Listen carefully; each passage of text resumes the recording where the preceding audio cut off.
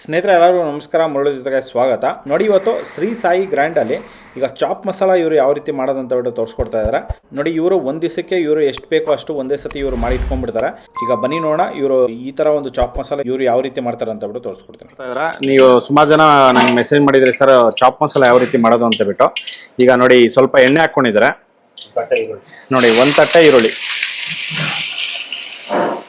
ನೋಡಿ 2 kg ಈರುಳ್ಳಿ ಹಾಕ್ಕೊಂಡಿದ್ದಾರೆ.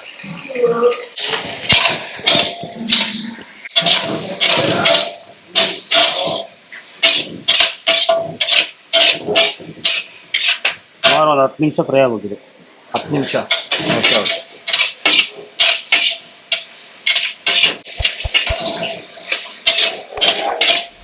ಎಣ್ಣೆ ಕಮ್ಮಿ ಆಗಿದೆ, ಹಾಕ್ತೀನಿ.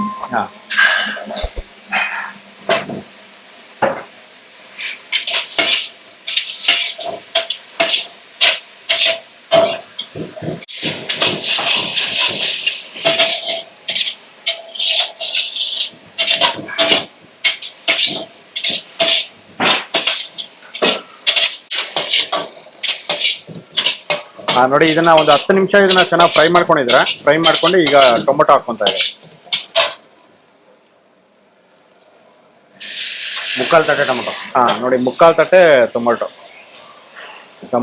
ಇದು 1 kg ಇರುತ್ತಲ್ಲ, 1/4 kg. 1/4 kg ಅಷ್ಟು ಟೊಮೊಟೊ. ಈರುಳ್ಳಿ ಎಷ್ಟು ತಗೊಂಡಿದ್ರೆ? 2 kg. 2 kg.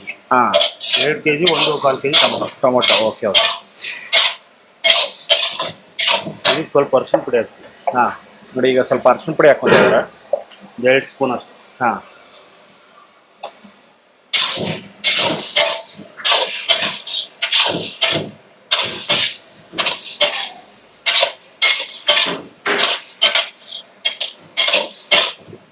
1 ಸ್ಪೂನ್ ಅಷ್ಟು ಚಿಲ್ಲಿ ಪೌಡರ್ ಹಾಕ್ತೀವಿ. ಓಕೆ. ನೋಡಿ, 2 ಸ್ಪೂನ್ ಅರಿಶಿನ ಪುಡಿ ಹಾಕ್ಕೊಂಡು ಈಗ ಮಿಕ್ಸ್ ಮಾಡಿ, ಮತ್ತೆ 1 ಟೀ ಸ್ಪೂನು ಚಿಲ್ಲಿ ಪೌಡರ್.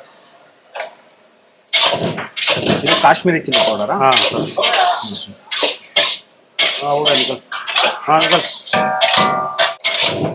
ಇಷ್ಟ ಇದೆ. ಫ್ರೈ ಆದ್ಮೇಲೆ ಮುಗಿತು. ಓಕೆ.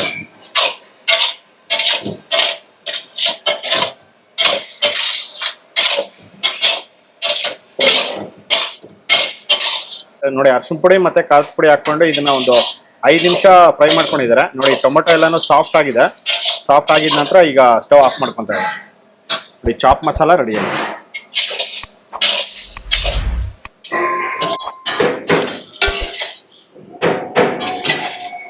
ನೋಡಿ, ಆಗಿದ ನಂತರ ಇದ್ರಲ್ಲಿ ಸರ್ವ್ ಮಾಡ್ತಾರೆ.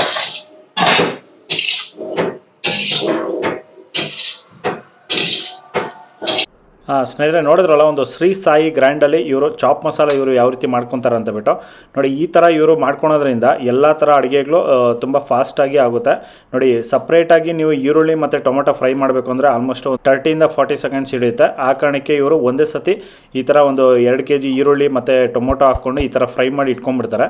ಎಲ್ಲ ಥರ ಅಡುಗೆಗಳಿಗೆ ಇದು ಸಖತ್ ಫಾಸ್ಟಾಗಿ ಇವರು ಮಾಡಿ ಕೊಡ್ತಾ ಇರ್ತಾರೆ. ಆ ಕಾರಣಕ್ಕೆ ಈ ಥರ ಮಾಡ್ಕೊತಾರೆ. ನೋಡಿ, ತುಂಬ ಜನ ನೀವು ಚಾಪ್ ಮಸಾಲ ಯಾವ ರೀತಿ ಮಾಡೋದು ಅಂತ ಬಿಟ್ಟು ಹೇಳಿದ್ರಲ್ಲ.